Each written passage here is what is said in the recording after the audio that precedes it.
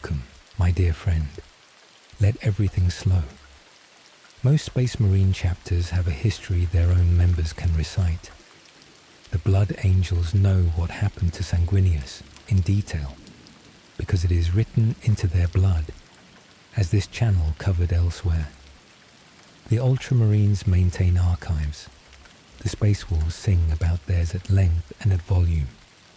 The Dark Angels do not know their own history, not the ordinary battle brother, not the sergeant, not the captain, and in most cases, not even the senior officers. The truth about what happened to the First Legion is held by a body called the Inner Circle, and admission to it comes only through a process of testing that most Dark Angels never enter and never learn exists. A man can serve that chapter for 2 centuries, fight in 100 campaigns, and die without ever being told what his own chapter is for. Tonight we begin with the world where all of it started, and with the man who found the primarch, because that man is the reason for the secret. Caliban.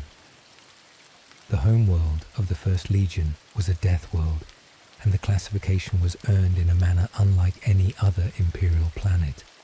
Caliban was covered in forest, vast, ancient and dark, spreading across most of the surface, and the forest was full of things that killed people.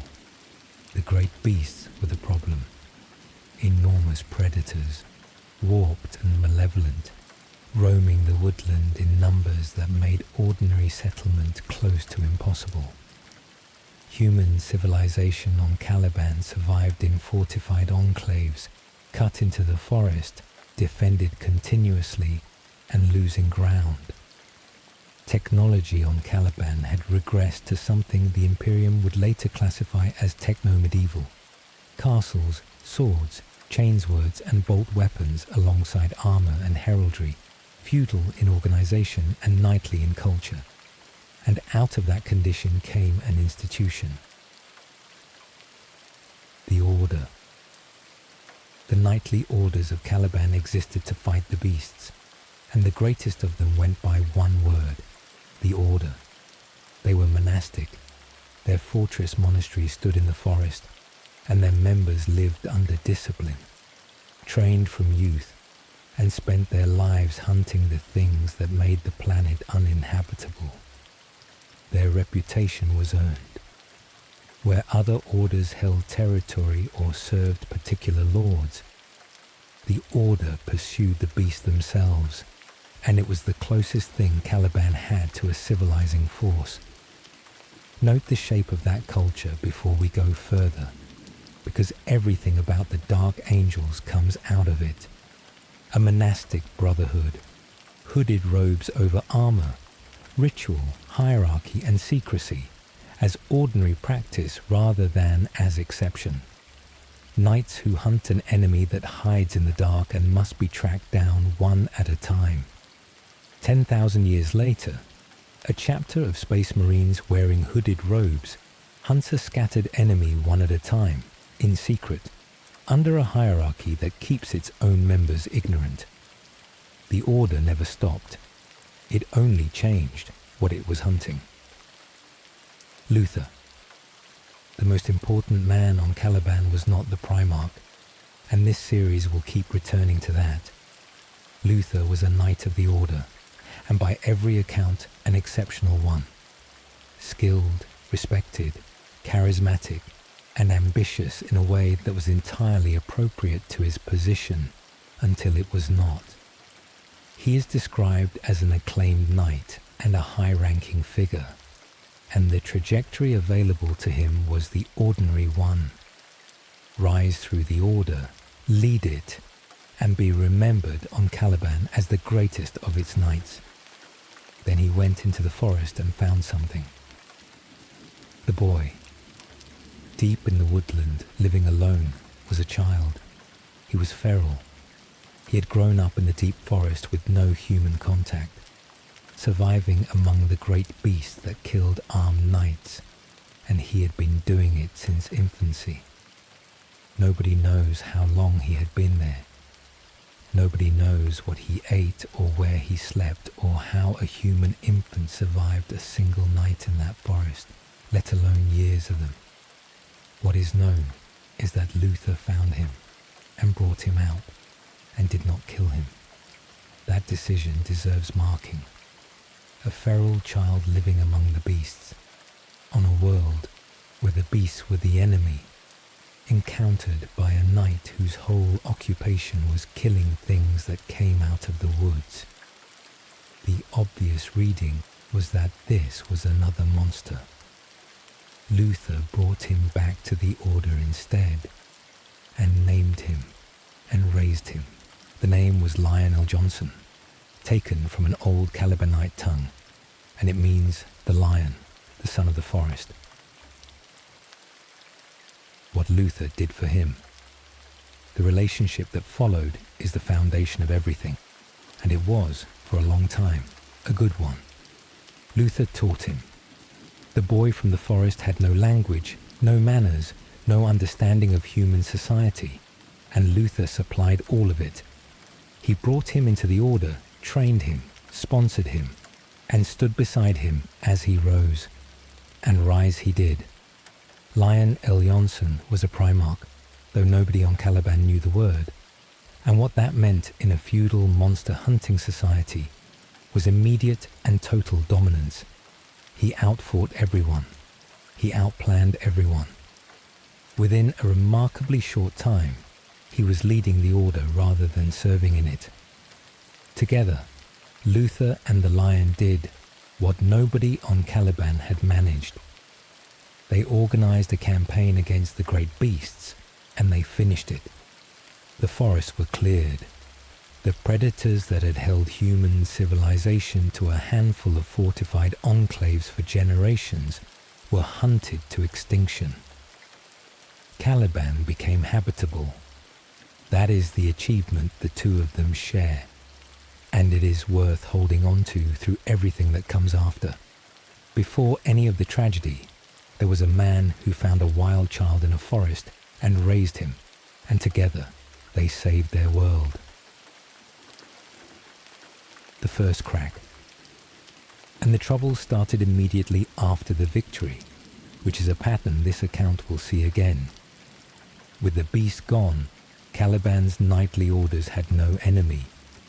An entire warrior culture, organized around a single purpose, achieved that purpose and found itself without one. What followed was politics. The orders turned on each other, or on the nobility, or on the question of who would rule a world that no longer needed defending. The Lion took control of that situation the way he took control of everything, decisively and without much consultation. And Luther began to be somewhere behind him, rather than beside him. The accounts are careful about this, and so should we be. There is no single moment where Luther turned. What the record describes is arrogance and jealousy accumulating across years, in a man who had found the primarch, raised him, taught him, and then watched him become the sole subject of every account of what the two of them had done together. Luther saved Caliban. Everyone remembers that the Lion did. The Emperor arrives. Then a fleet came out of the sky. The Emperor of mankind reached Caliban during the Great Crusade, found his lost son there, and reclaimed him. Lionel Johnson took command of the First Legion, the oldest of the 20, and Caliban became its homeworld and its recruiting ground. The Knights of the Order were the obvious source of recruits, and many of them were taken. Some became Astartes. Others, including Luther, were too old for the full transformation.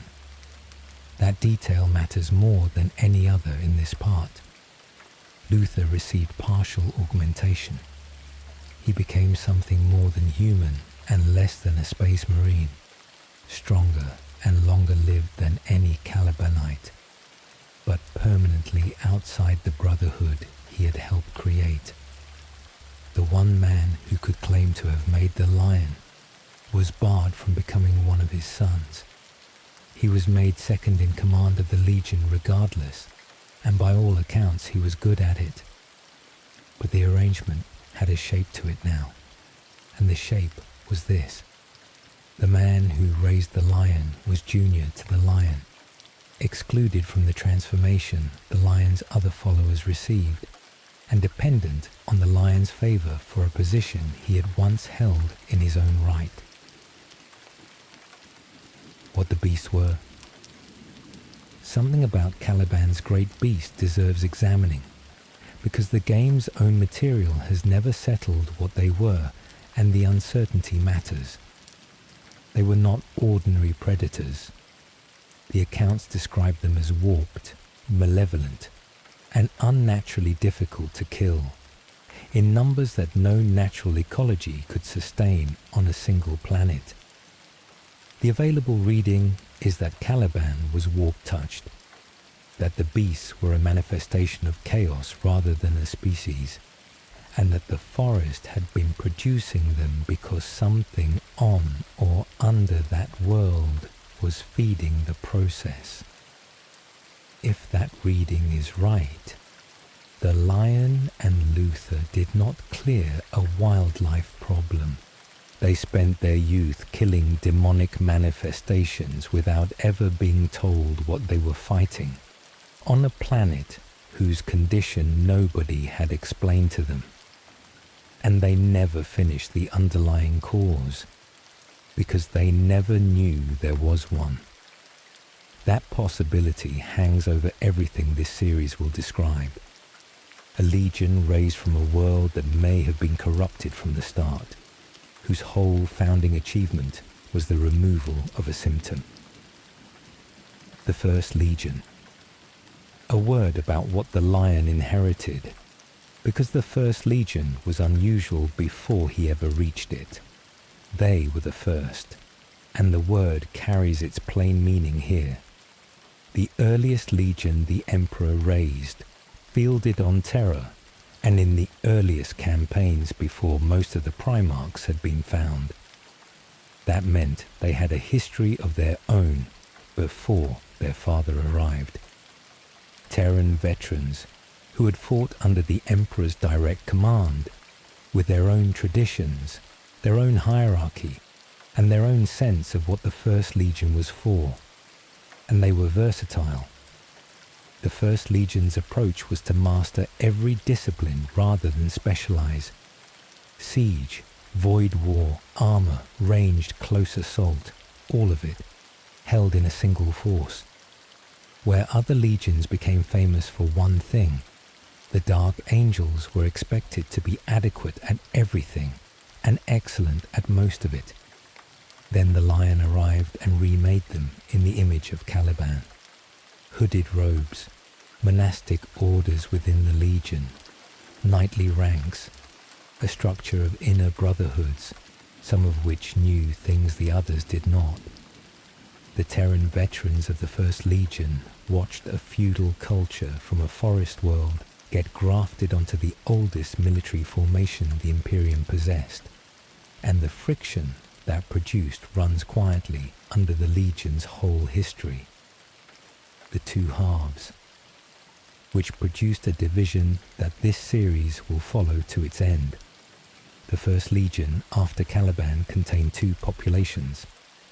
Terrans, raised on Terra, veterans of the earliest crusade, carrying the Legion's original identity, and Calibanites, recruited from the Order and its successors, carrying the Primarch's own culture. Both fought together, and both were Dark Angels. But the recruitment ran on a rotation. Calibanite intakes came aboard, and Terran numbers declined with attrition, and were not replaced from the same source. Over the Crusade span, the Legion became Calibanite in character. The Forest World's traditions became the Legion's traditions, and the Terran element thinned. Consider who was administering Caliban's contribution during that period, back on the Homeworld, while the Legion was away. That is tomorrow night's subject, and it is the point where this story goes wrong. What kind of man the Lion was. We close on the Primarch himself, because his character explains what happens next better than Luther's does. Lion L. Johnson was, by universal agreement, one of the finest military minds the Emperor produced, a peerless strategist, a swordsman with few equals among the Primarchs, utterly committed to the crusade. He was also silent. The Lion did not explain himself. He did not consult, did not justify his decisions, and did not tell people why he had done what he had done. His officers received orders. His brothers received cooperation and very little conversation. Those who served closest to him described a man who kept his reasoning entirely inside his own head. This was not coldness in the sense of cruelty. He was capable of loyalty and of something close to affection. What he lacked or refused was the habit of saying things out loud. Hold that, because everything that destroys the First Legion follows from one decision the Lion made and did not explain to the person it affected most. Sleep well. Tomorrow the Great Crusade begins, and the Lion leaves somebody behind. The Great Crusade lasted 200 years, and for most of them, the First Legion did what it was built to do. They fought across the galaxy. They took worlds, held them, and moved on. Their Primarch built a reputation as one of the Emperor's finest commanders, and the Legion he had remade in Caliban's image performed at the standard the Imperium expected of its oldest formation. None of that is the subject of tonight. Tonight is about one decision, made early, by a man who did not explain himself, and about what it did to somebody over the following 2 centuries. The honor.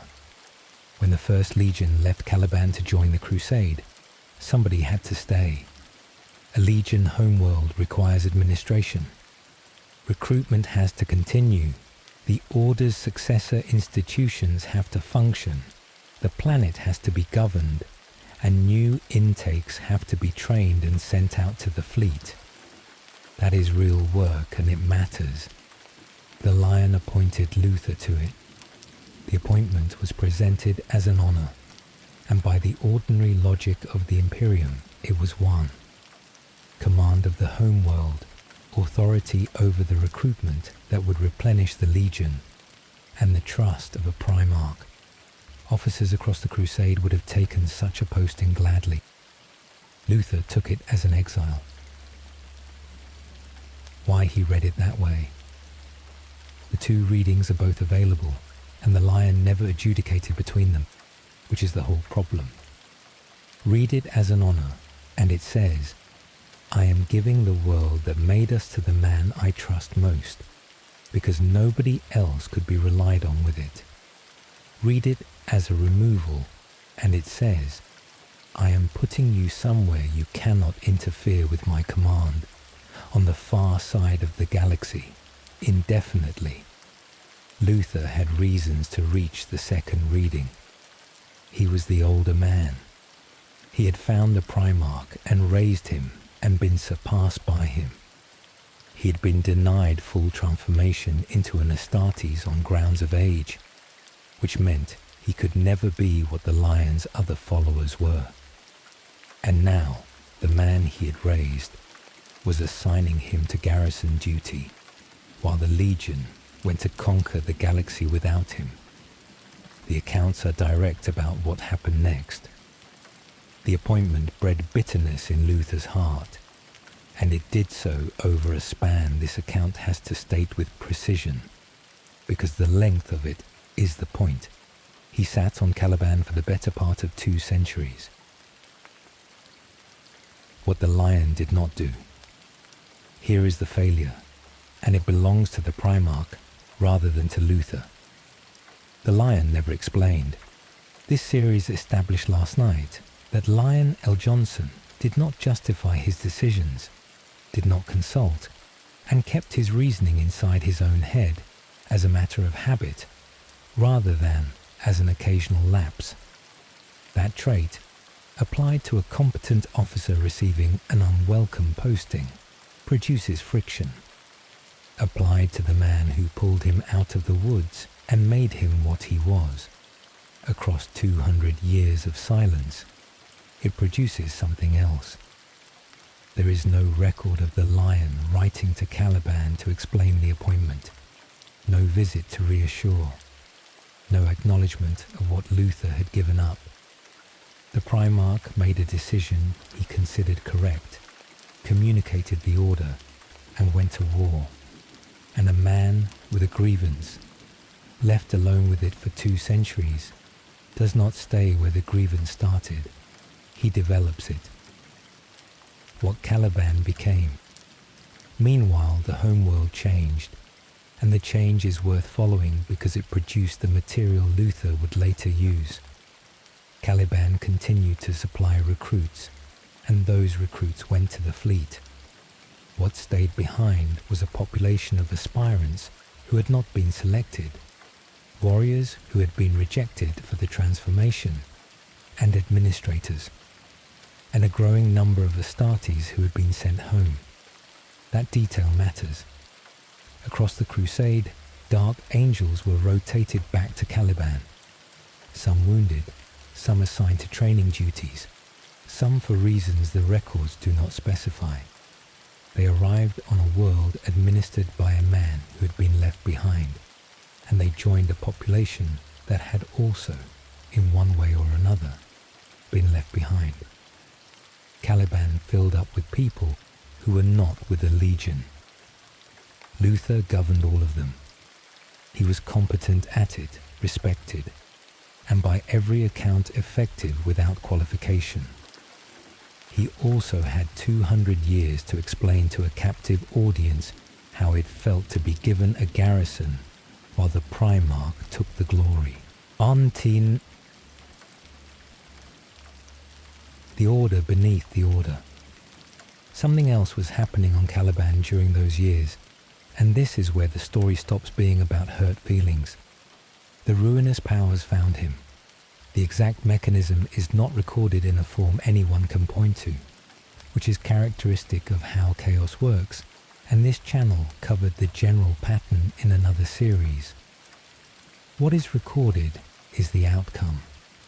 Luther and a substantial portion of the Caliban establishment came under the influence of the dark gods, and the influence took root in ground that had been prepared for it. Consider what an ideal candidate looks like from the perspective of a power that works through grievance. A capable man, denied what he had earned, isolated from the people who might have talked him out of it, presiding over a population of the similarly overlooked, with 2 centuries to think about it, and nobody to answer his questions. Chaos did not have to work hard. Most of the preparation had been done by a silence. The visit nobody explains. An event took place on Caliban during the Crusade era that the accounts treat with unusual caution, and it deserves flagging as disputed rather than settled.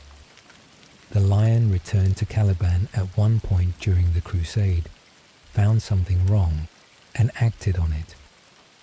Depending on which source is consulted, this involved the discovery of chaos worship among the Calibanite establishment, the destruction of certain orders, and a purge whose scale and justification are argued about. What is clear is that the Lion left again, and Luther remained in charge, and nothing was resolved. That is the pattern in miniature. A primarch identifies a problem, addresses the surface of it with force, declines to explain any of it to the person most affected, and departs. The relationship survived the visit. It did not recover from it. the legion that did not know. Meanwhile, the First Legion itself was developing a habit that would define it forever, and the habit predates the betrayal. The lion compartmentalized. His legion was organized into inner brotherhoods, orders within orders, with information restricted by level. Some dark angels knew things others did not. Some operations were conducted by units whose purpose was concealed from their own comrades. This was Caliban's monastic culture applied to a military formation, and it was in place long before there was anything shameful to hide, which meant that when there was something shameful to hide, the machinery for hiding it already existed, and everyone was used to it. Note the sequence, because it explains how 10,000 years of concealment became possible. The Dark Angels did not become secretive because of what happened at Caliban. They were secretive first, and the secret arrived later and found a structure waiting for it. The heresy begins. Then Horus turned, and the galaxy came apart, and the First Legion was ordered into the eastern fringe. The Lion took his legion to the Thramas Crusade, a long campaign against Conrad Kurz and the Night Lords, far from Terra. That is where the First Legion spent the critical years, fighting a traitor primarch in a distant theatre, out of contact, while the war for the Imperium was decided elsewhere. Their absence from Terra during the siege has been held against them ever since, by other legions and by history. This series will return to it. What matters tonight is the other consequence. The Lion was very far away, engaged in a campaign that consumed years, and Caliban was behind him with Luther on it. Nobody was watching the Homeworld. Thramas. The campaign that kept the Lion away deserves an account of its own, because it is one of the strangest engagements of the heresy, and almost nobody talks about it. The Thramas Crusade pitted the First Legion against Conrad Kurz and the Night Lords in the eastern reaches, and it ran for years. Kurz is the primarch this channel has described elsewhere as the one his own side feared. He fought by terror, by atrocity, and by making himself unbearable to face, and his legion had been operating that way since before the heresy gave them permission. The Lion pursued him anyway, without hurry and without deviation, across a theatre of war whose scale nobody at Terra was tracking, and took him prisoner at the end of it. That should have been a triumph. What it was, in practice, was two legions removing each other from the war that mattered. Kurz's Night Lords were not at Terra either. The Lion's Dark Angels were not at Terra. Two of the most capable formations in the galaxy spent the decisive years of the Imperium's civil war chasing each other around the eastern fringe, and the siege was fought without either of them. Imperium Secundus. Something else happened during that period, and it belongs here because it shows the Lion in an unfamiliar role. Cut off from Terra by the ruin storm, three loyal primarchs found themselves stranded together: Gulliman, Sanguinius, and the Lion. Believing the Emperor dead and Terra lost, they established a second Imperium in the 500 worlds, with Sanguinius as Emperor and Gilliman as its administrator. The Lion became its Lord Protector, its enforcer, its security apparatus, and the man responsible for finding traitors within it. He was, by all accounts, extremely good at that job and comfortable in it, in a way that unsettled the others. Look at what the role required and how naturally it sat on him. Compartmentalized investigation, interrogation, the keeping of information from allies for their own good. A primarch who could act on suspicion without explaining this suspicion. Everything the Dark Angels would become across the following 10,000 years was already in the Lion, and Imperium Secundus is where the rest of the Imperium got to watch it. What the absence cost. We should be honest about the charge that has followed this legion ever since, because it is the second half of their shame, and it gets less attention than the first. The Dark Angels were not at the Siege of Terror. Other legions were. The Blood Angels held walls. The Imperial Fists built and defended them. The White Scars broke the encirclement.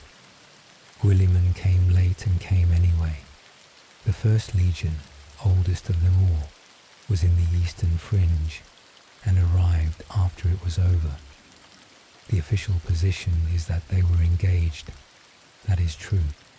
The Thrummers Crusade was a real campaign against a real traitor primarch, and the Lion did not choose it lightly. The suspicion, voiced by other legions afterward and never formally levelled, was different. That the Lion had positioned himself to arrive last and intact, and that the First Legion's late arrival was a calculation rather than an accident. Nothing proves that. Nothing disproves it either, because the only person who could have answered it was a man who never answered anything, and he took the question with him. That is the shape of everything about the Dark Angels. A defensible account, an ugly alternative reading, and a primarch who declined to say which one was true. What was growing there? We close on the state of Caliban as the heresy ran its course, because the Lion had no idea about any of it. Luther had 200 years of accumulated grievance, a planet full of overlooked warriors who shared it, the administrative apparatus of the Legion Homeworld, and the attention of powers that specialize in this exact situation. And he had one more thing, which the accounts mention almost in passing, and which changes the character of everything. He had been good at the job. Caliban under Luther functioned. Recruits were trained and sent. The world was governed. Nothing in the record suggests incompetence or neglect across those 2 centuries. Whatever else Luther became, he did the work he was given, well, for a very long time, while the resentment grew underneath it. That is what the Lion was coming home to at the end of the heresy, and he did not know a single part of it. Sleep well. Tomorrow the Legion goes east, and the war for the Imperium happens without them. The heresy ended. Horus fell. The Emperor was carried to the Golden Throne, and what remained of the loyalist legions turned to the long work of hunting the traitors across a broken galaxy. The First Legion took its part in that. The Great Scouring ran for years, and the Dark Angels fought through it, and somewhere in the middle of that campaign, the Lion turned his fleet toward home. Caliban had been under warp storm since Horus turned. No word had come out. The Lion had been gone since before most of them were born. He came into orbit expecting a homecoming. The hail that went unanswered. The first thing that happened was silence. The Lion attempted to contact Luther. The messages went out and nothing came back, and the accounts of that moment are almost domestic in their awkwardness. A primarch hailing his oldest friend, receiving nothing, and trying again. Then the surface batteries opened up. Caliban's defenses, built and maintained by the establishment Luther had administered for 200 years, fired on the fleet of the Legion those defenses existed to serve. Consider the position that put the Lion in. He is in orbit over the world that raised him, being shot at by weapons his own Legion installed, operated by men he left in charge. On the orders of the man who found him in a forest, he returned fire. What he did to Caliban. The First Legion bombarded its own homeworld.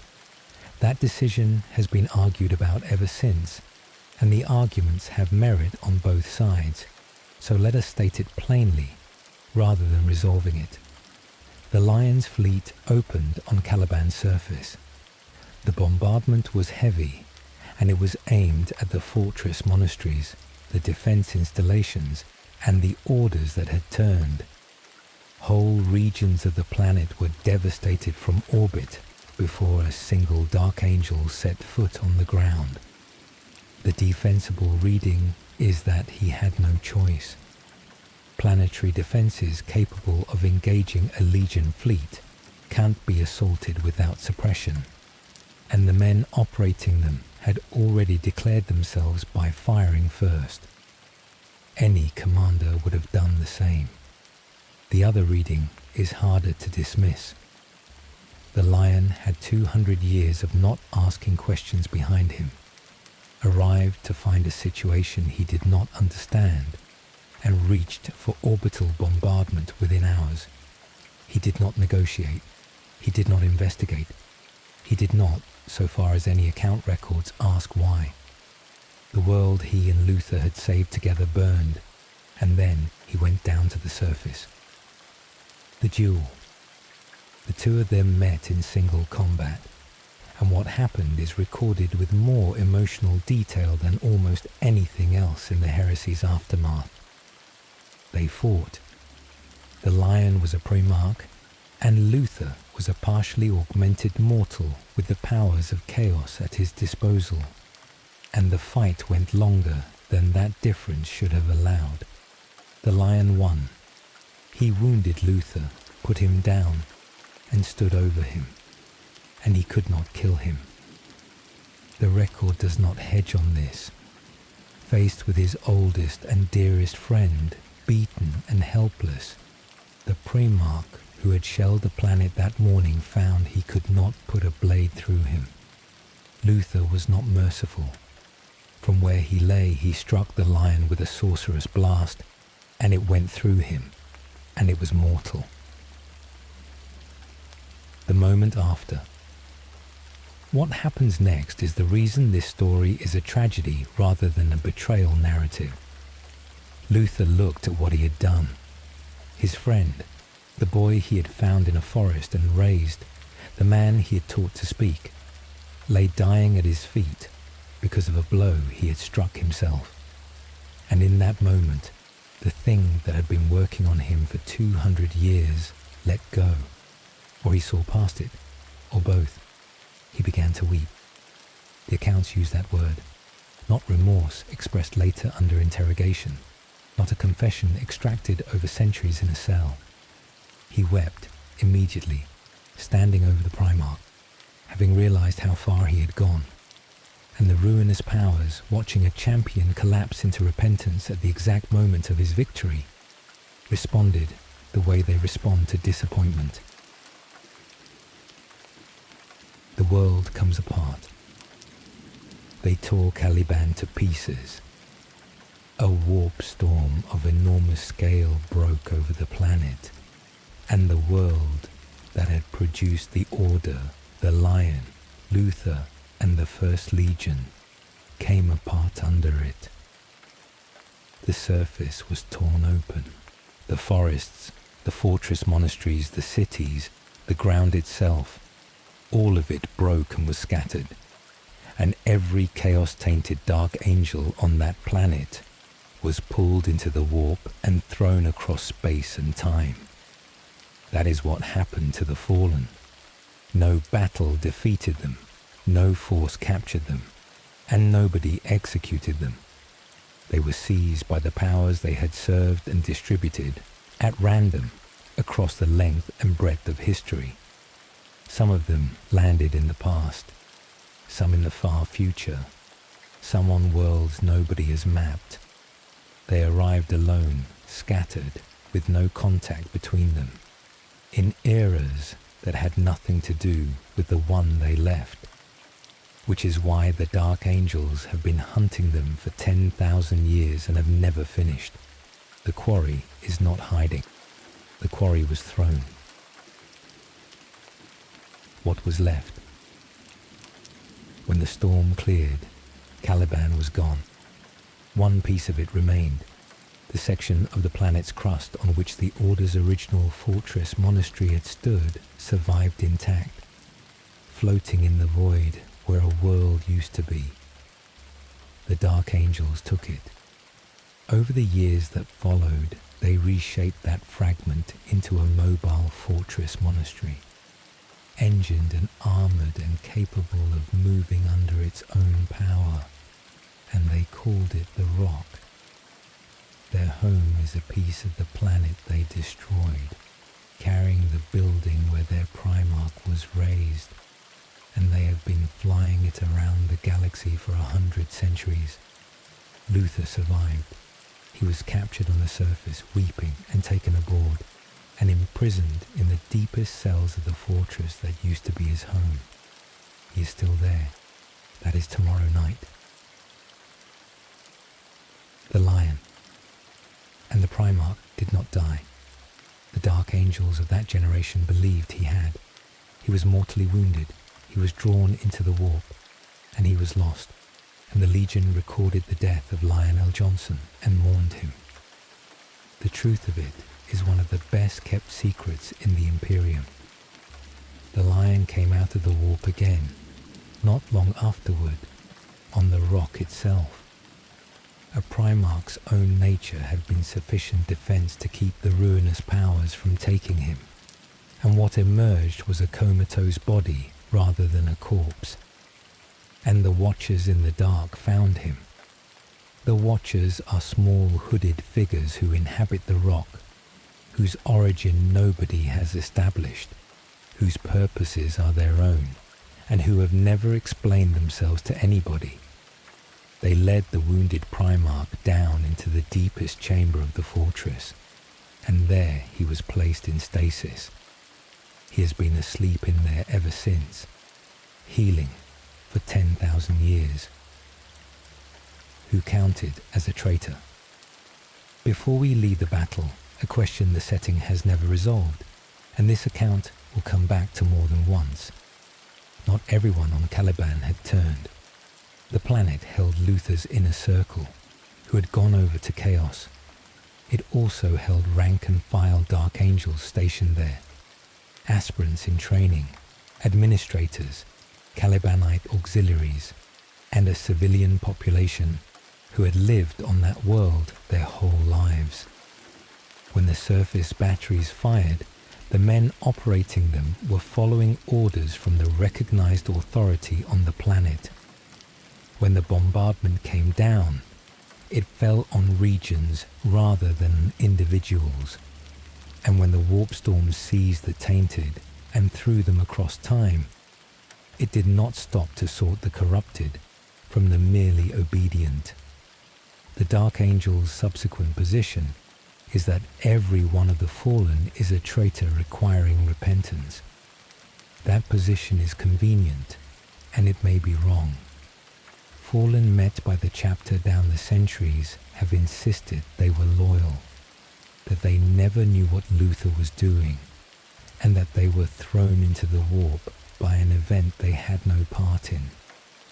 The Dark Angel's answer to that claim has been consistent for 100 centuries. They interrogate anyway. Why the bombardment matters.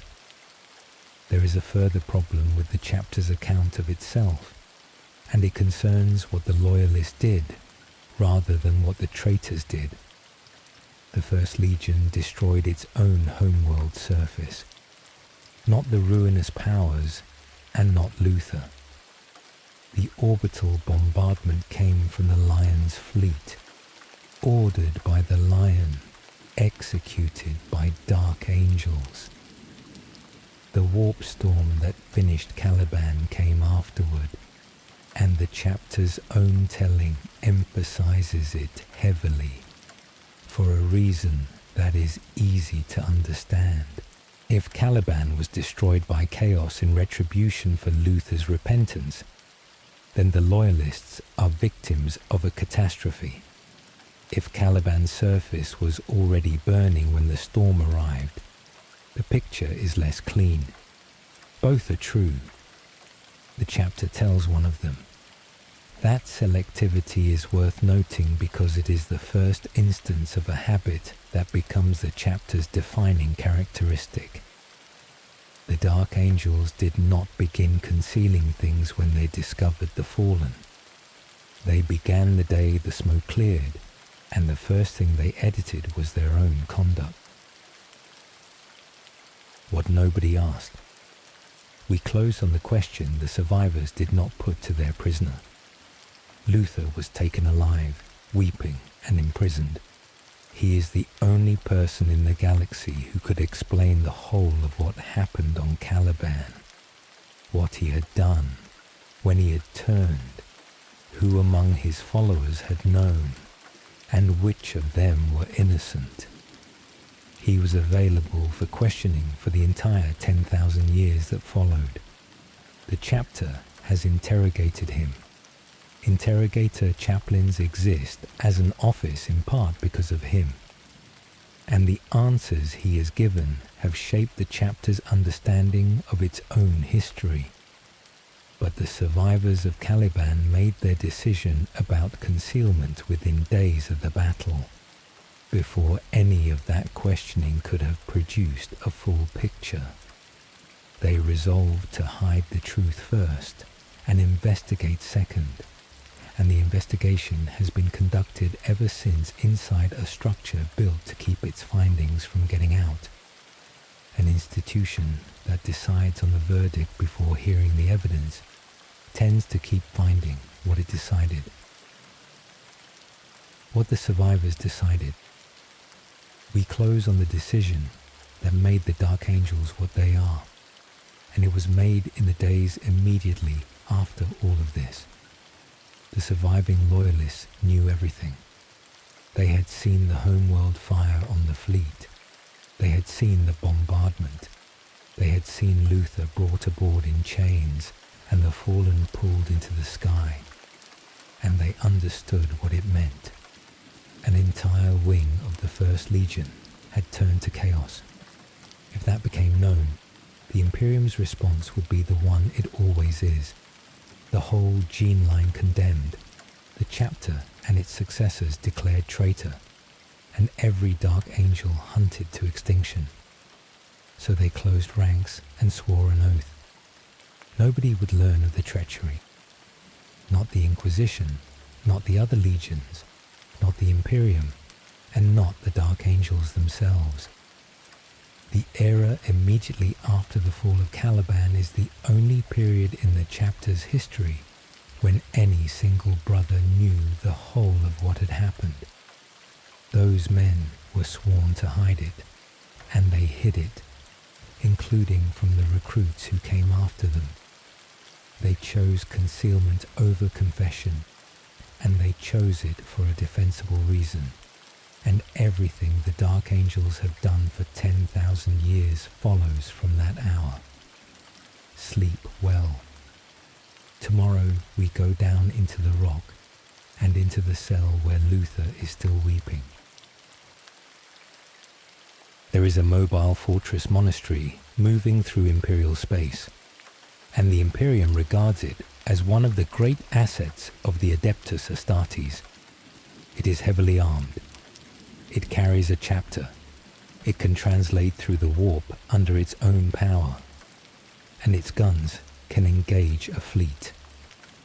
Nobody outside the chapter knows what is in the bottom of it.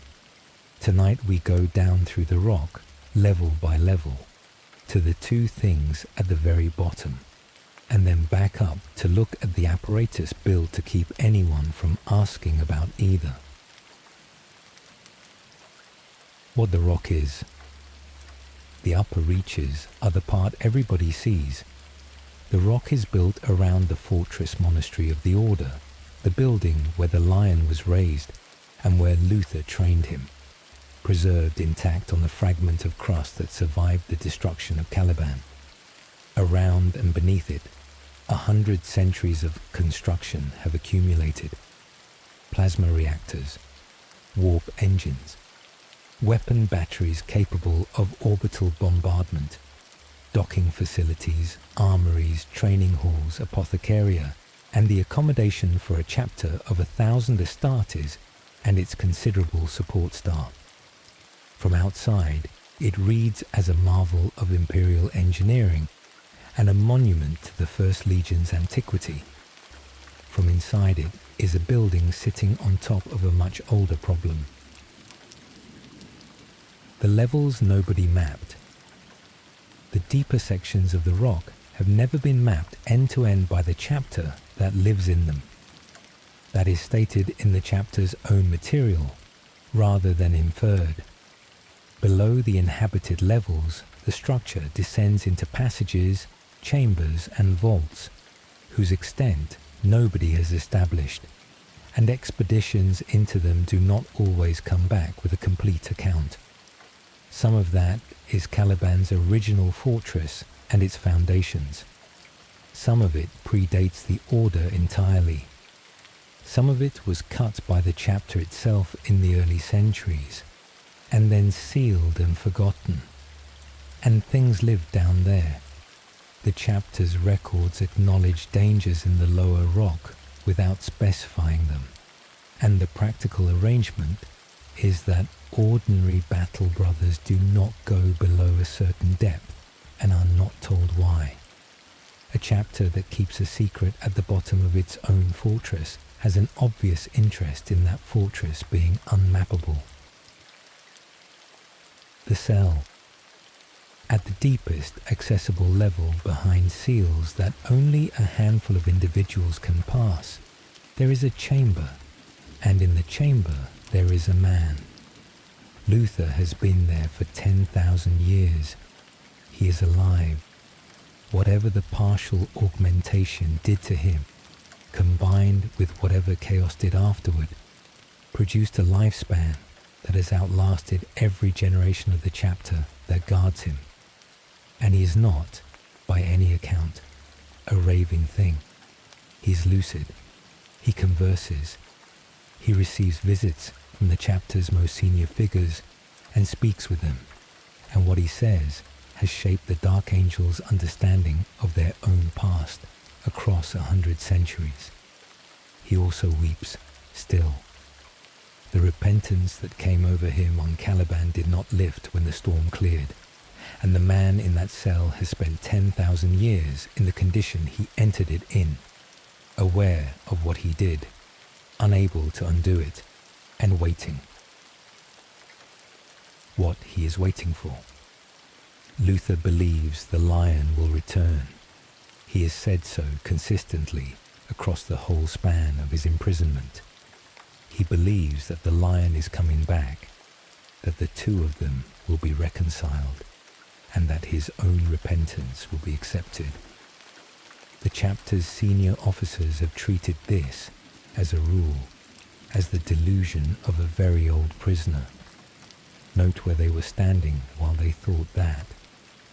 The lion has been asleep in a chamber further down the same fortress the entire time. Whether Luther knows that is one of the better questions in the setting. He has been in that cell since before the chapter existed in its current form. He speaks with the Watchers, according to some accounts, and he has held a belief for 10,000 years that the chapter dismissed, and that has turned out to be correct. The Watchers in the dark.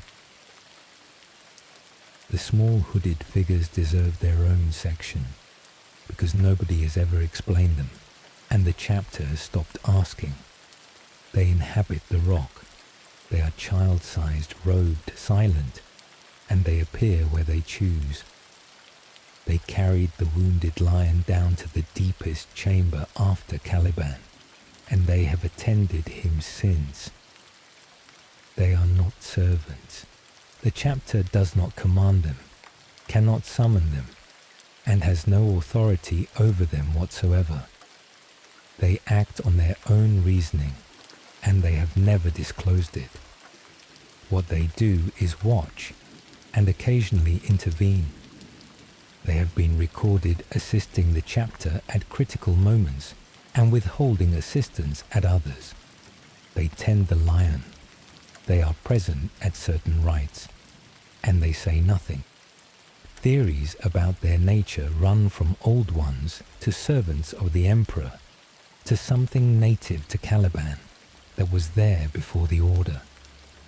Nothing has been established, and the chapter's position after 10,000 years amounts to leaving them alone. A chapter whose entire identity is built on controlling information shares its fortress with a population it cannot question, cannot command, and does not understand. The inner circle. Now upward to the apparatus. The inner circle is the body that holds the truth. Its membership is not published. Its meetings are not recorded in any way an outsider could access. And admission is by selection rather than by rank. The structure works in degrees. A dark angel who demonstrates the right qualities is brought a little further in and told a little more. He may spend decades at one level, believing he understands his chapter, before learning that there is another level and that everything he was told was partial. Company captains may not be in the circle.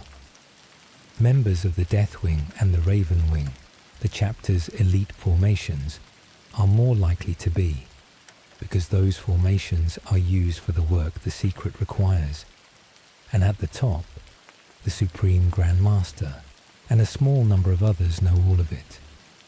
Caliban, Luther, the Fallen, and the sleeping primarch beneath their feet.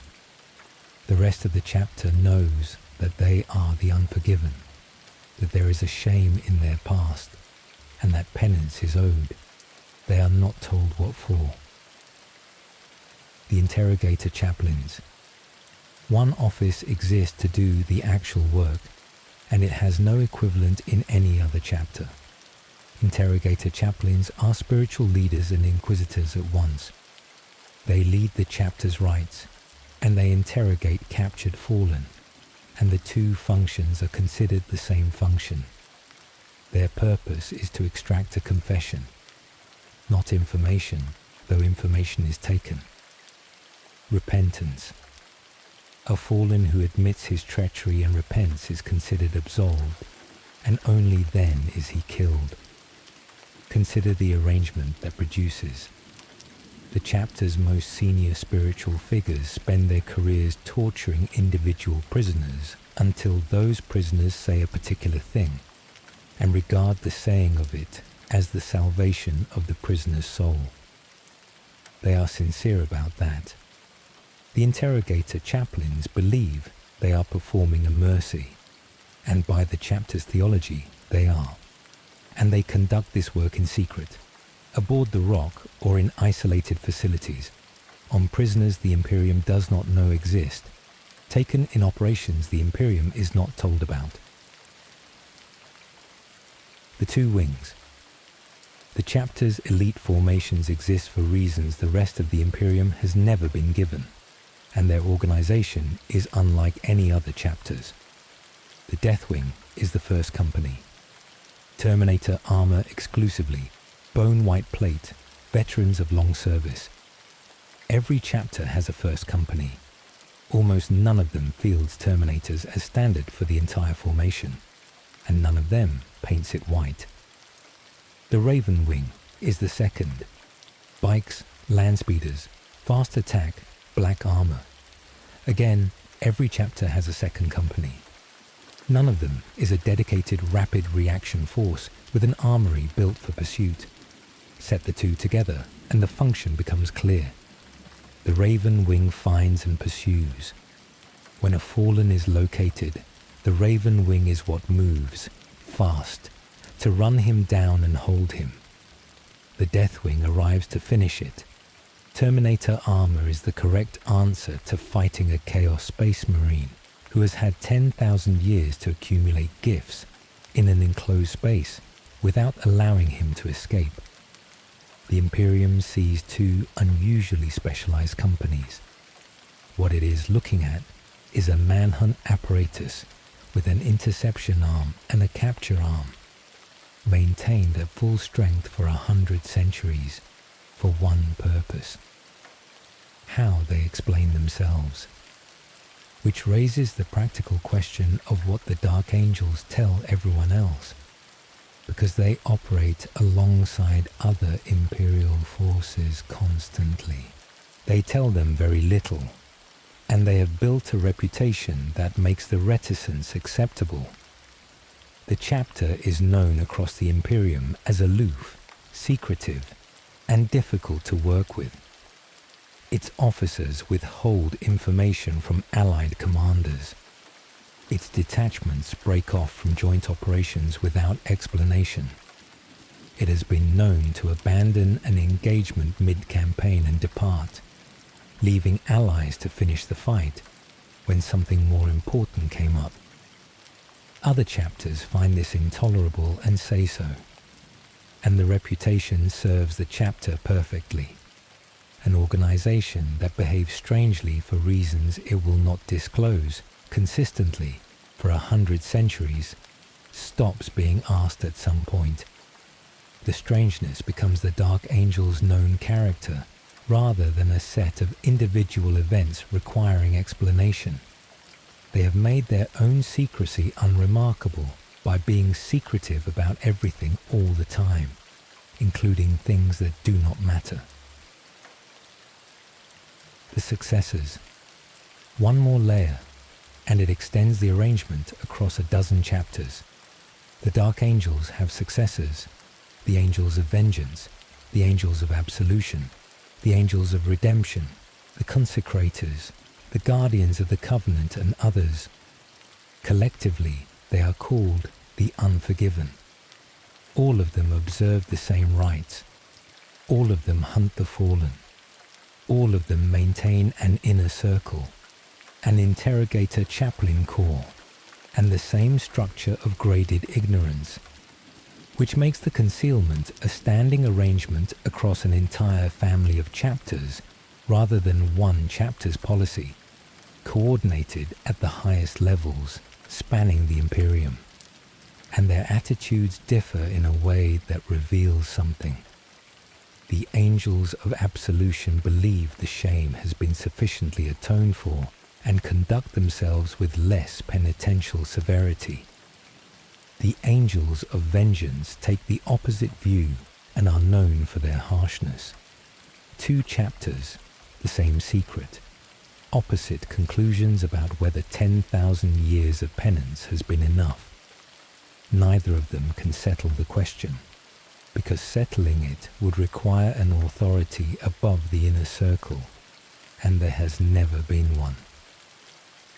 What happens to someone who learns too much? We close on the mechanism that keeps the whole thing standing. A Dark Angel who stumbles onto part of the truth without being brought to it properly is a problem the chapter has faced many times, and it has procedures. The mildest outcome is recruitment. The brother is tested, found suitable, and brought into the circle, and his discovery is converted into an initiation. The others are not mild. Brothers have been reassigned to postings from which they do not return. Brothers have been declared casualties, and the chapter's willingness to kill its own to protect the secret is a matter of record rather than of rumor, acknowledged in its own material. The reasoning is the same one the survivors of Caliban used, and this account gave it last night. If the Imperium learns that the First Legion's homeworld turned to chaos, the gene line is condemned, and every Dark Angel and successor dies. So a chapter that exists to hunt traitors kills its own loyal brothers occasionally, to prevent the discovery of a treachery 10,000 years old. Every man who dies that way dies without being told why. Sleep well. Tomorrow we look at the ones who were thrown and at what they have to say for themselves. Every other chapter in the Imperium knows what its enemies want. Orcs want a fight. Tyranids want biomass. Traitor legions want the Imperium destroyed and have said so at length across 10,000 years.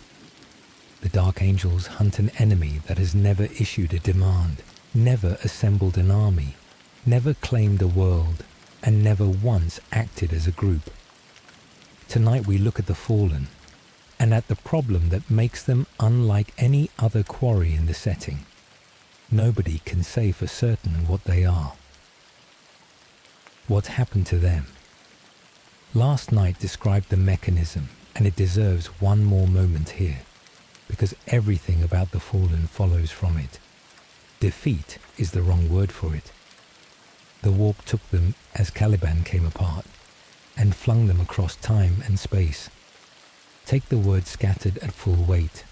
They did not flee to a sanctuary. They did not withdraw in good order to regroup.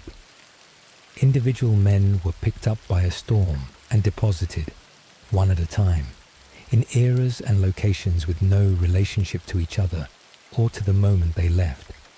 Some landed millennia before Caliban ever fell. Others arrived long after.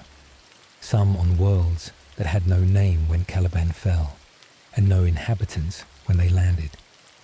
They did not arrive together. Almost none of them knows where any of the others went. Which means there is no enemy force. This is the fact that shapes everything, and that the chapter's own doctrine works hard to avoid stating. No organization exists here. They have no leader, no fleet, no fortress, no shared plan, and no communication network. What the Dark Angels hunt is a list of individuals distributed at random through history, most of whom have never met another one. Which means the war has no front, no objective, and no possible victory condition except the completion of a list nobody has. Consider what that does to an institution. A chapter that fought orcs could measure progress by territory. A chapter that fought chaos could measure it by worlds cleansed. The Dark Angels can measure progress only by names crossed off, and they do not know how many names there are. What they became. 10,000 years is a long time to be alone somewhere, and the Fallen went in every available direction. Some went over to chaos without reservation, arriving in a strange era with the powers that had thrown them there still available. A proportion of them took what was offered and became what the chapter says they all are. Sorcerers, champions, warlords in service to the ruinous powers. Some became warlords of a more ordinary kind. A space marine dropped into a feudal world or a pre-imperial society is the most powerful thing on that planet, and several of them took the obvious course and ruled. Some hid, anonymous, unremarkable, living quietly on worlds where nobody knew what an Astartes was. And some served the Imperium.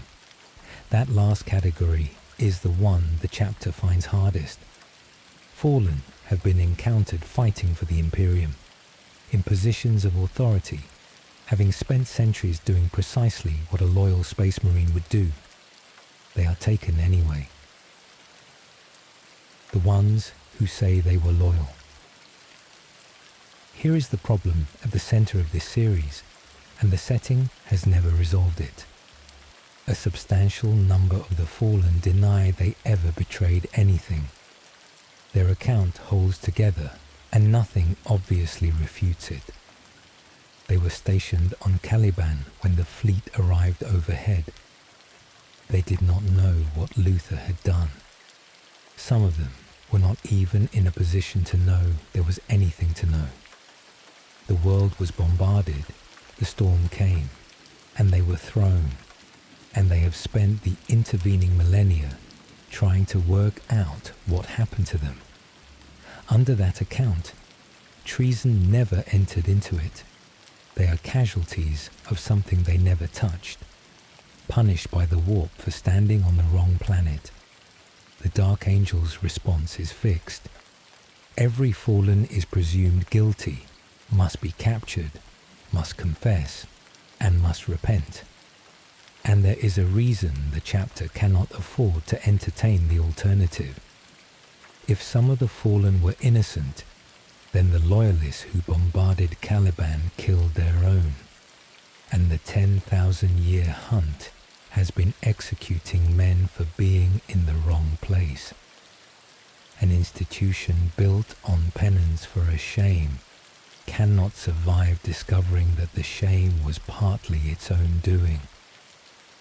So it does not look as Cypher. One fallen has to be discussed separately because he does not fit any of the categories, and the chapter has no idea what to do about him. He is called Cypher. Nobody knows his real name, his rank, or which side he was on. He appears across the Imperium, in places of significance, at moments of significance, and he moves with an ease that suggests very few places are closed to him. He is hooded and armored. He carries a sword he never draws and a pistol he uses with impossible accuracy.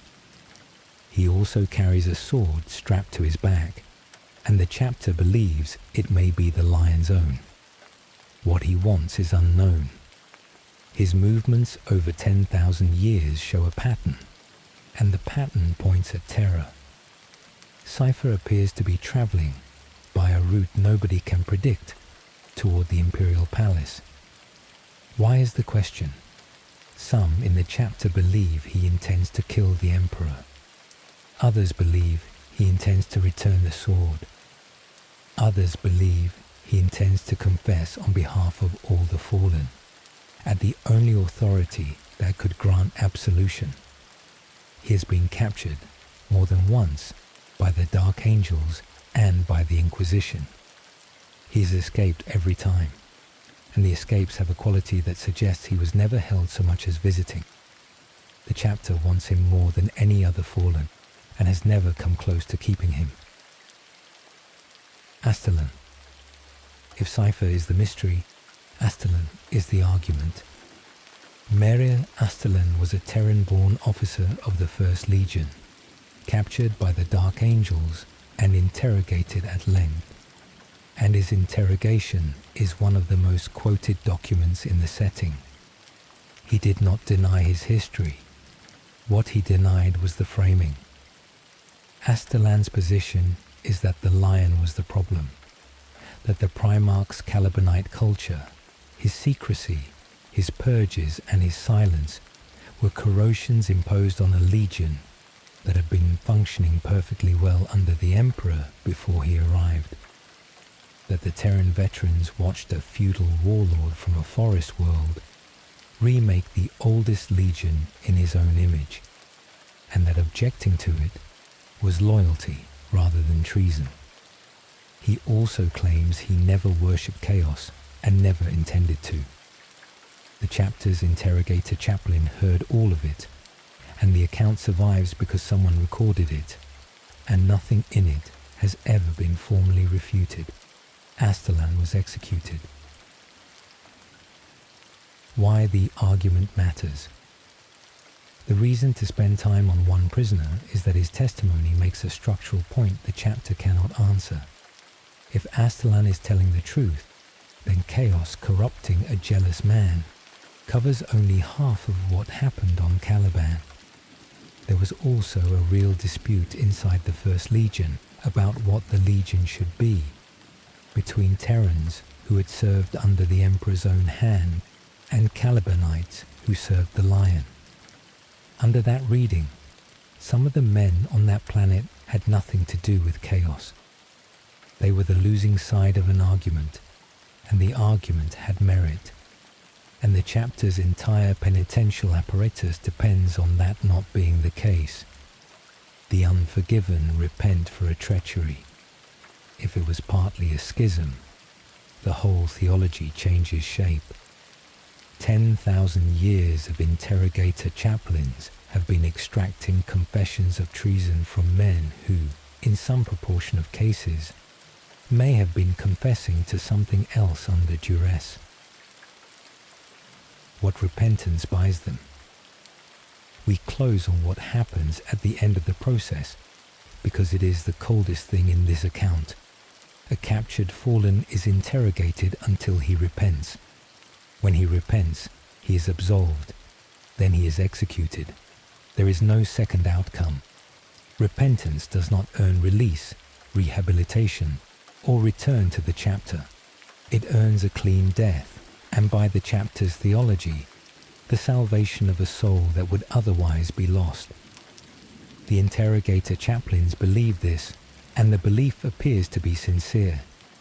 From inside their doctrine, a fallen who dies unrepentant is damned, and one who dies repentant is saved, and the interrogation is the only mechanism by which the second outcome becomes available.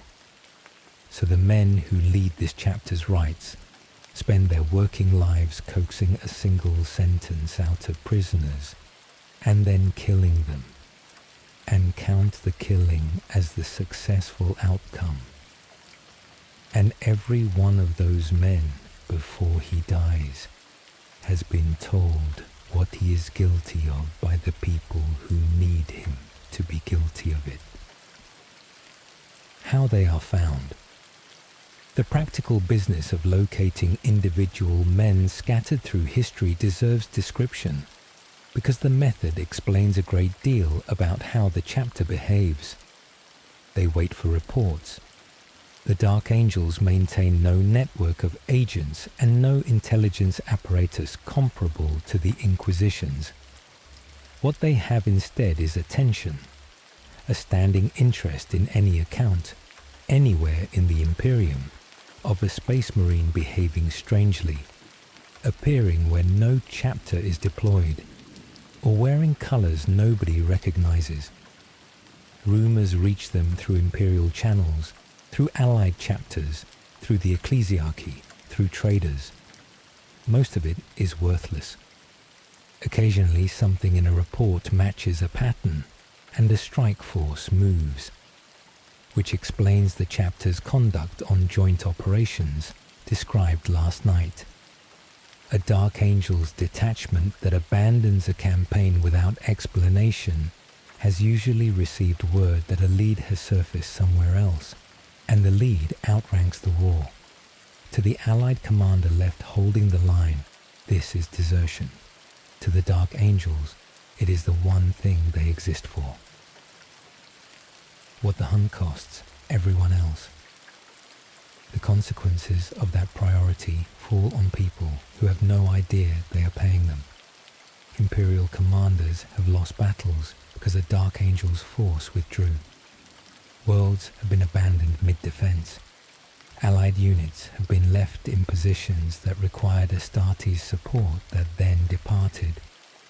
None of those commanders were told why, because telling them would require explaining the fallen, and explaining the fallen would end the chapter. So the Dark Angels absorb the reputation. They are known across the Imperium as unreliable partners, and they accept that reputation rather than correct it, because the correction is impossible and the alternative is worse. 10,000 years of being thought arrogant, secretive and treacherous by their own allies is a cost the chapter pays continuously and never explains. And the men paying it in most cases do not know that either. A Dark Angels captain ordered to break off an engagement is not always told the reason. He carries out an order that makes him look like a coward to the men beside him, and he does it without an explanation he could offer even if he wanted to. The number nobody has. We close on the arithmetic because it is the quiet horror of the whole arrangement. Nobody knows how many fallen there were. Caliban's population at the time of its destruction included Luther's inner circle, rank and file Astartes, aspirants, auxiliaries, and administrators. How many of those were seized by the storm has never been established, and the chapter's own estimates vary, nor does anyone know how many have been recovered. The chapter keeps records, and those records are held within the inner circle, and successive generations of Supreme Grand Masters have had access to a tally that no ordinary Dark Angel will ever see, which means the chapter cannot tell whether it is close to finished or barely started. If the number is small and most have been taken, then the hunt is nearly over, and the Unforgiven may soon have nothing left to atone with. If the number is large, or if the warp is still depositing them at intervals across history, then the hunt runs forever, and the chapter's entire existence is a permanent condition rather than a task. The Dark Angels have been pursuing this for 100 centuries, without knowing which of those two situations they are in. Sleep well. Tomorrow, the chamber at the very bottom, and the man who has been asleep in it since Caliban broke. For 100 centuries, the Dark Angels operated on an assumption. Their primarch was gone. The inner circle knew he was alive, healed, and asleep beneath their own fortress, and every Supreme Grand Master inherited that knowledge, along with the office. But the practical position was that he was a fact rather than a factor. He had been down there since Caliban, and there was no indication he would ever come up. The chapter built everything on that basis. The hunt, the secrecy, the penance, the graded ignorance, 10,000 years of institutional habit constructed in the absence of the one man who could have overruled any of it. Then he woke up. The circumstances. The Imperium of the era. Indomitus is a worse place than the one he went to sleep in. The Great Rift has torn the galaxy in two, and half of it, the Imperium Nihilus, sits on the far side with unreliable communication and no light from the Astronomicon. This channel covered the consequences at length in the Astra Militarum series. Into that darkened half came a new threat. Vashtor, the Archiphane, a demonic power aligned with chaos, but beholden to none of the four great gods, pursuing a prophecy that would raise him to godhood in his own right. He struck a bargain with Abaddon, and their combined operation converged on the rock itself. The Dark Angels and every Unforgiven chapter gathered to meet it, under Supreme Grandmaster Azrael, with Commander Dante bringing the Blood Angels and a great many other Imperial forces to the same battle. And in the middle of that, the deepest chamber of the rock opened. What came out? Lionel Johnson rose from his slumber, and the accounts of his return use a phrase worth noticing. He emerged by strange paths. He does not come out the way a man comes out of a room. His return is described in terms of ethereal thickets and shadowed ways, and the ability he has developed during those 10,000 years is called forest walk, a means of moving through something other than ordinary space, arriving where he chooses, by routes nobody else can follow. He carries a power sword named Fealty. He does not carry the lion sword he wielded during the heresy, because it has been in the possession of the hooded figure described last night, who has kept it moving ever since. And he bears the Emperor's own shield. That last detail has never been explained. Nothing in the account says how a shield belonging to the Emperor came to be in the hands of a primarch, who has been asleep since the heresy, or who gave it to him, or when. What he did first. He went to work, where Guilliman returned and set about reforming an empire, negotiating with the ecclesiarchy, restructuring the Astartes, and issuing edicts. The lion did none of that.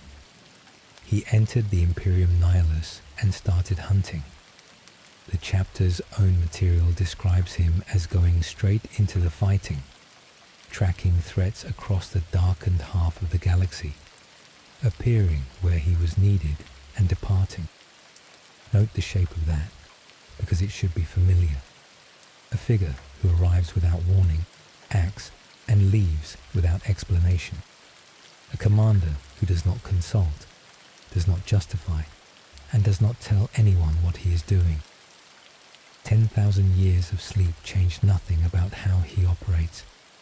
The lion who came out of that chamber is the same man who left Luther on Caliban without a word.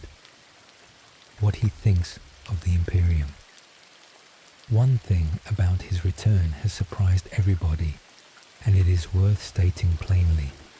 He despises what the Imperium has become, and he despises it more openly than Gilliman does. When he arrives on a world, he bypasses the planetary governor and the imperial authorities entirely. He goes straight to the civilians and the ordinary soldiery, and his arrival routinely produces regime change, because the local leadership does not survive contact with the primarch, who has decided they are inadequate. Set that beside the man described across the first 2 nights of this series. The lion has always been contemptuous of process, always willing to act on his own judgment, and always uninterested in explaining himself to authority. Awake in the 42nd millennium, with an imperium of bureaucratic decay and institutional rot in front of him, that disposition has found a target it fits perfectly. The problem he has not solved. And now the question this entire series has been building toward. The lion is awake. He is the founder of the chapter, the one authority the inner circle answers to, and the only living witness to Caliban from his own side. He could end it. He could tell the chapter the truth.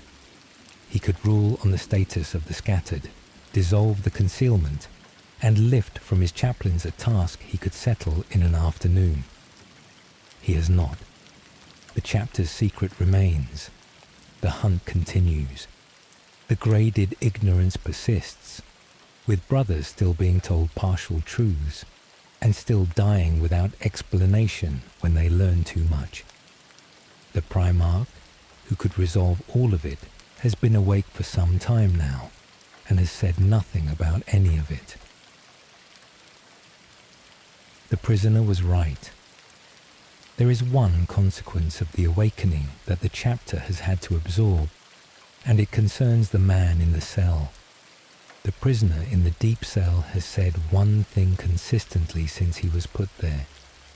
His friend would come back. Every generation of senior officers who heard it filed it under the wanderings of an ancient mind. He was correct. Every Supreme Grand Master who visited that cell and heard the claim and privately discounted it was wrong, and the prisoner they were interrogating had a better grasp of the situation than they did.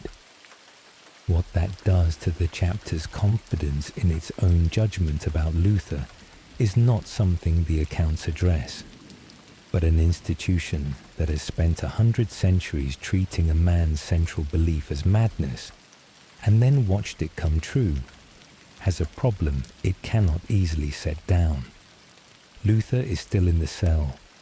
The lion is awake and moving through the galaxy. Whether the two have met is a thread this account leaves open, because the law is still being written, and guessing would be dishonest.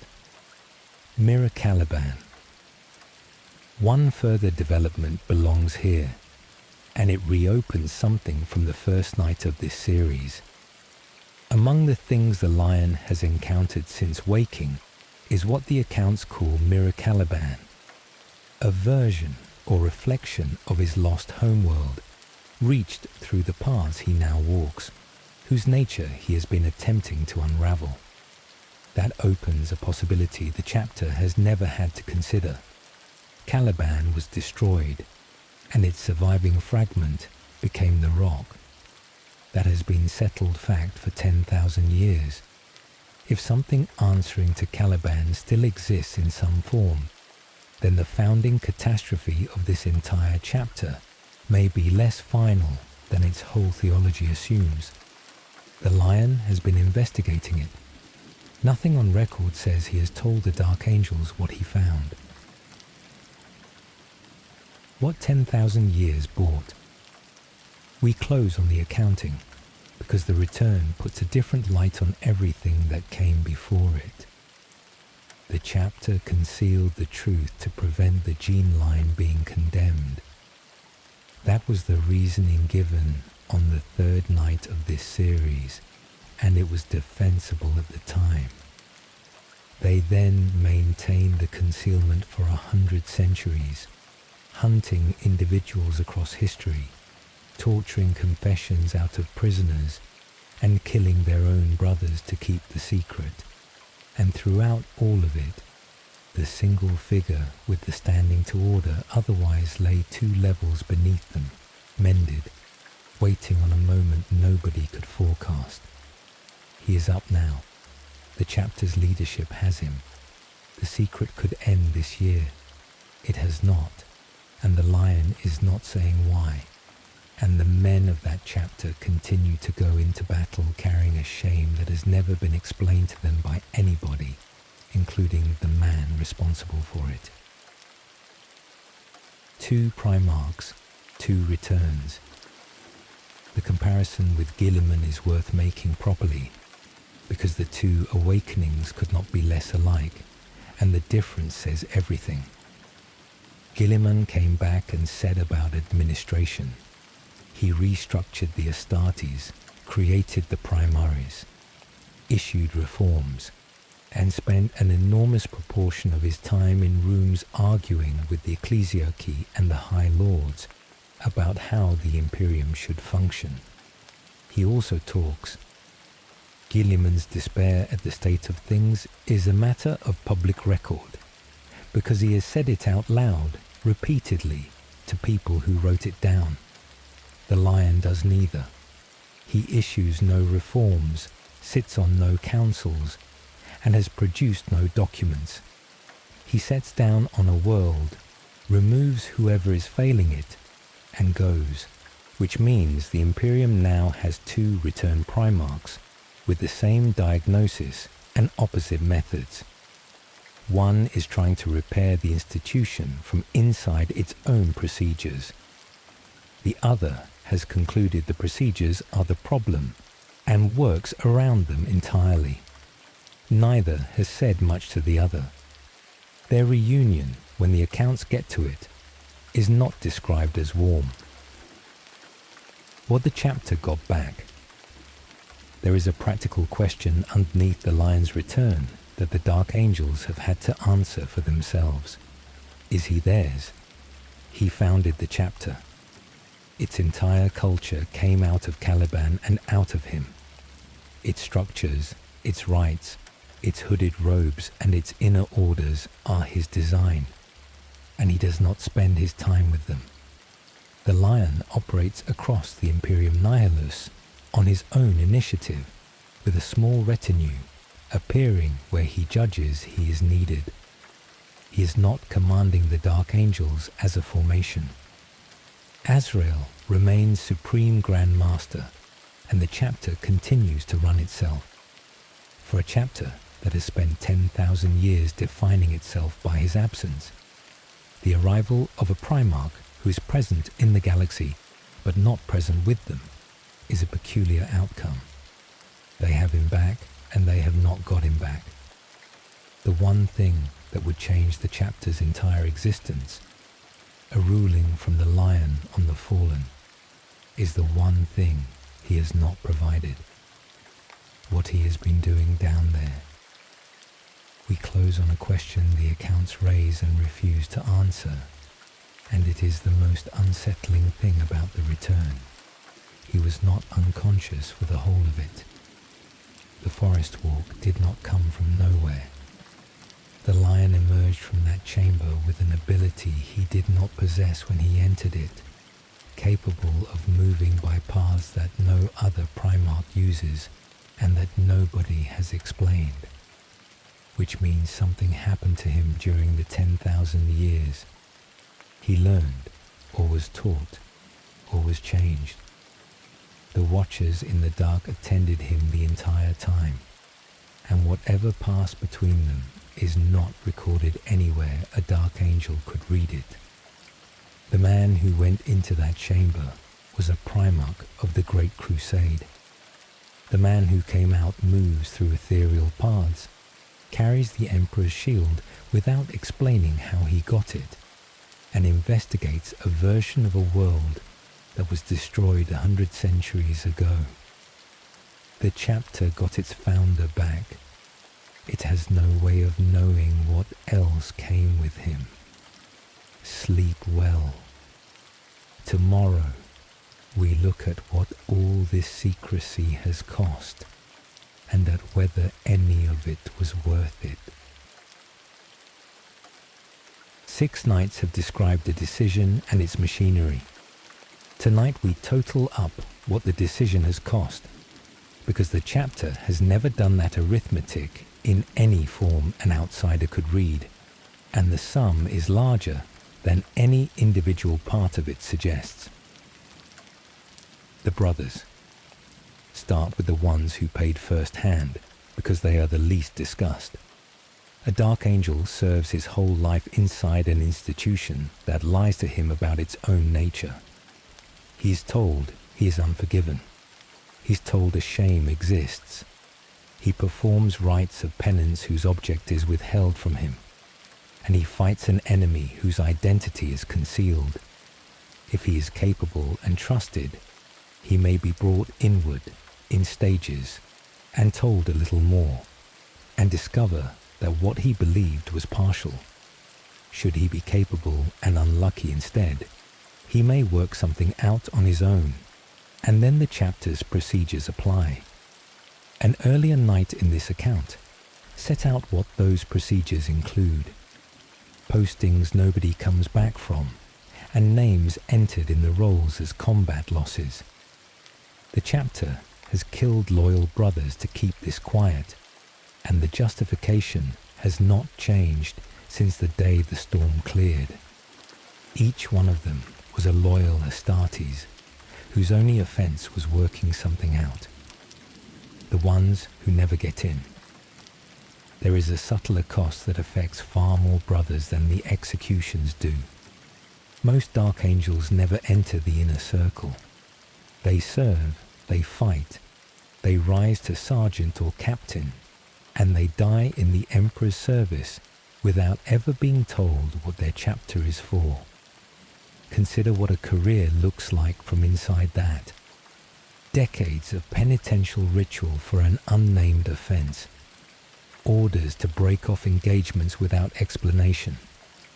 Comrades who vanish into the death wing and come back different, or do not come back. Senior officers who confer in rooms he is not admitted to, about matters he is not permitted to know exist. He absorbs all of it as normal, because it is the only chapter he has known, and he goes into his final battle carrying a guilt that was never his and was never explained. The chapter would say those men were protected. That is the reasoning. Ignorance shields them, and the burden is carried by those strong enough to hold it. It is also the argument every closed institution makes about the people it excludes from its own decisions. The Allies. The Imperium pays too, and it pays without knowing there is a bill. We covered the mechanism 2 nights ago. A lead surfaces, a strike force moves, and a campaign is left unfinished behind them. Imperial commanders lose battles because the Astartes support withdrew. Worlds have been left short at the moment they needed help most. They wear the reputation instead of answering it, because an answer would finish them. And the arithmetic here does not sit well. Somewhere across 10,000 years, worlds have fallen that would have held if a Dark Angel's force had stayed. People died who would have lived. None of that appears in any ledger, because the reason for the withdrawal is not written down anywhere the Imperium can read. The chapter has traded other people's lives for the secret, at intervals, for 100 centuries, and the people traded were never told. The prisoners. Then there are the fallen themselves, and the fifth night set out the problem with certainty about their guilt. Some proportion of the men taken, interrogated and executed across 10,000 years were what the chapter says they were. Traitors who served chaos and deserved what they got. Some proportion were not. The chapter's procedure does not distinguish. Every fallen is presumed guilty, interrogated until he confesses, absolved, and killed. A man who insists he was loyal receives the same treatment as one who admits to demon worship, because the procedure has one outcome, and the interrogation exists to reach it. Which means the Dark Angels have, across 100 centuries, tortured confessions out of an unknown number of innocent men, and executed them for a crime they did not commit, in order to preserve a story about their own past. The setting never levels that accusation. It follows from facts the setting does state. The institution itself. The chapter has also paid, and the cost shows in what it has become. An organization built around concealment develops habits that outlast the thing being concealed. The Dark Angels cannot cooperate normally with allies. They cannot explain their own conduct. They cannot recruit, promote, or discipline without reference to a secret that governs every decision. And they cannot reform, because reform requires discussion, and discussion requires people who know what is being discussed. The inner circle has held every meaningful question inside itself for 100 centuries. Whether the hunt should continue, whether the fallen's claims deserve examination, whether the concealment still serves any purpose in an Imperium that has changed beyond recognition since Caliban. None of it can be raised by anybody outside a body that has an institutional stake in the answers. A chapter that keeps this secret cannot ever decide to stop keeping it, because the decision would have to be made by the people the secret has most thoroughly shaped. What it costs to recruit. One practical cost deserves separating out, because it shapes who the chapter can take. Dark Angels aspirants come from worlds across the Imperium, and they arrive knowing nothing. That is ordinary. What follows is not. An aspirant is trained, tested, and elevated into a chapter whose senior structures will assess him for something other than combat capability. The inner circle needs men who can carry a secret. Temperament, discretion, the ability to be told a partial truth and not pull at the loose end, which means the chapter's promotion pathway runs on two criteria at once, and only one of them is visible to the man being promoted. A brilliant sergeant with an incautious mouth will rise so far and stop, and never learn why. A less gifted officer with the right disposition may be advanced past him. From inside the chapter, this reads as favoritism, arbitrariness, or the inscrutable judgment of senior officers. Every chapter has politics. This one has a selection process running underneath the visible one with different criteria, for reasons nobody below a certain level knows exists. The successors carry it too. The fourth night established that the Unforgiven span more than a dozen chapters. What that means for the cost is worth stating. Every successor chapter maintains its own inner circle, its own interrogator chaplains, and its own graded ignorance. Every one of them recruits men who will never be told what they are atoning for. Every one of them has procedures for brothers who learn too much. So the arithmetic in this account multiplies.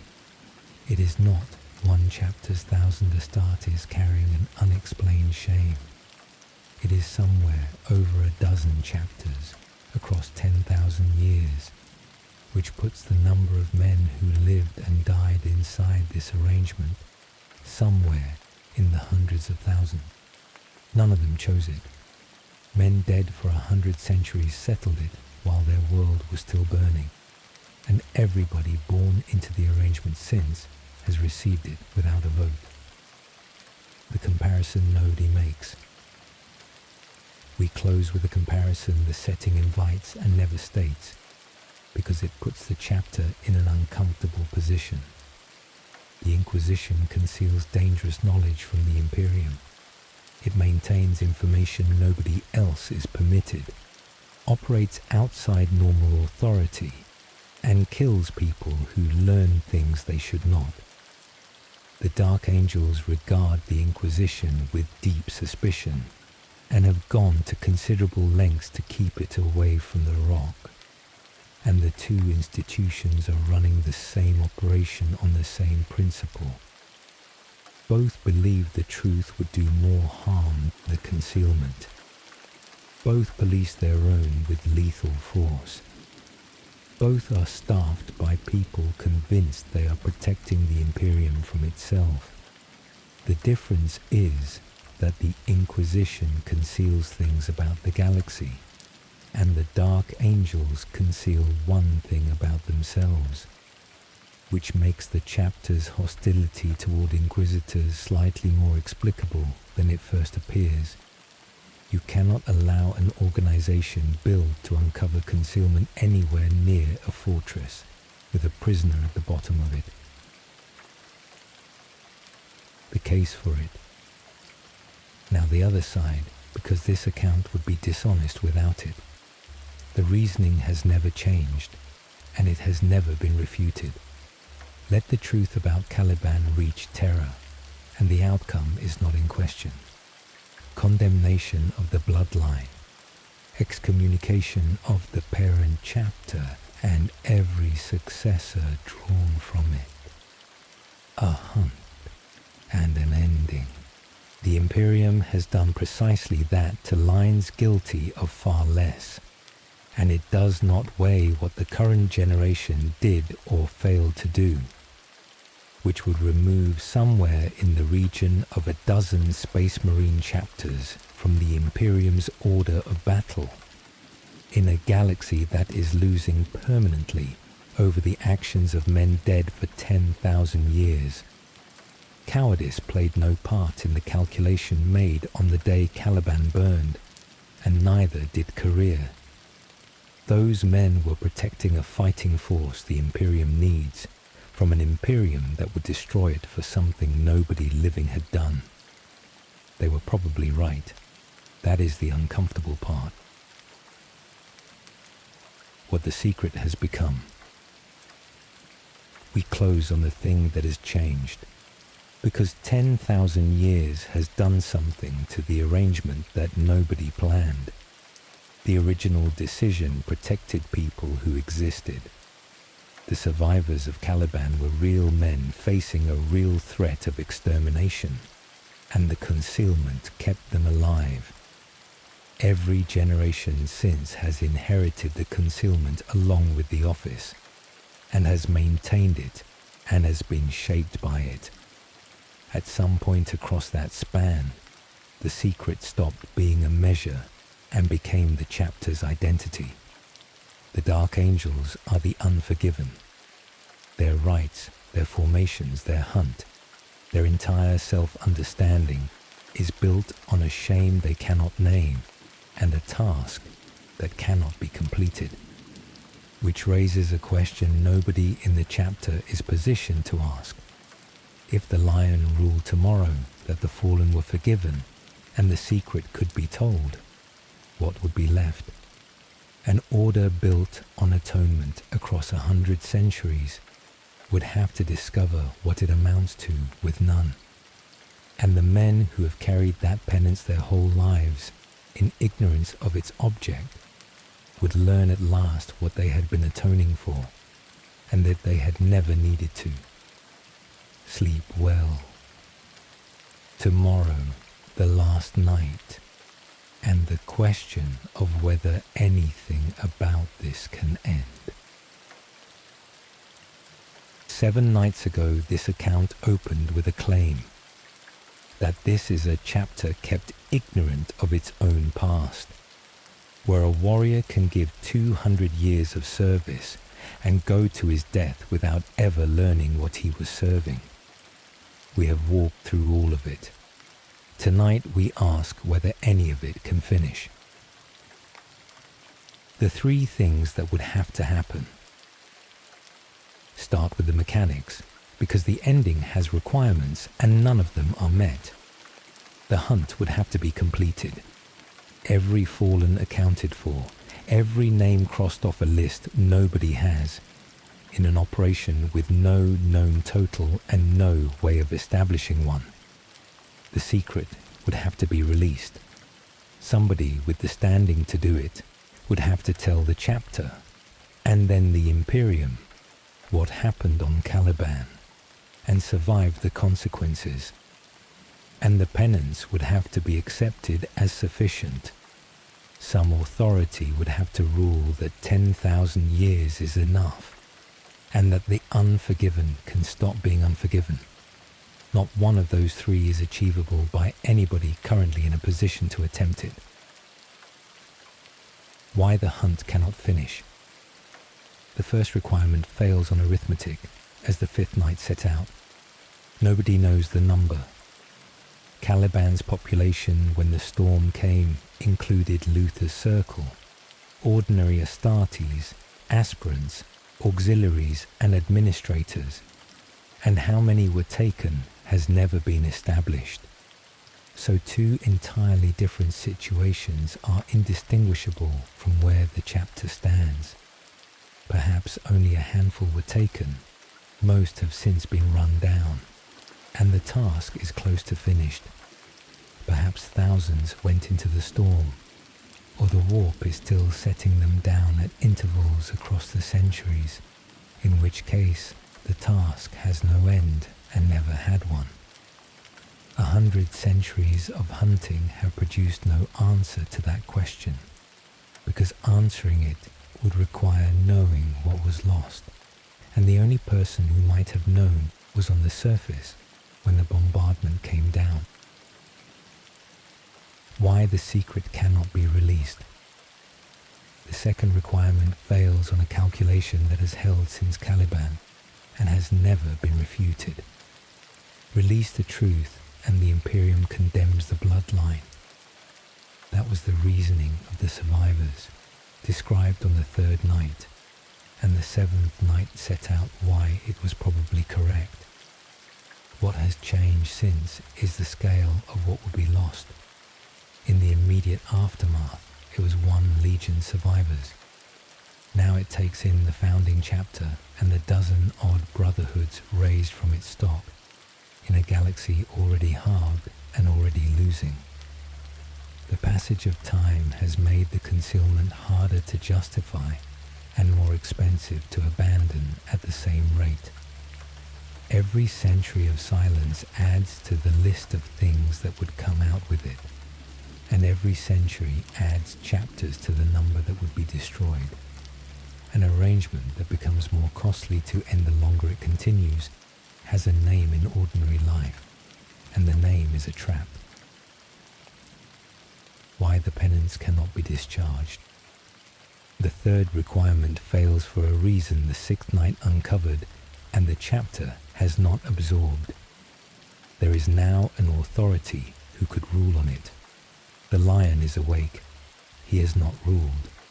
he has been active in the galaxy for some time, hunting, removing failed leadership from Imperial worlds, and pursuing his own investigations, and he has said nothing about the fallen, the concealment, or the shame his chapter carries in his name. Consider what that silence means from inside the chapter.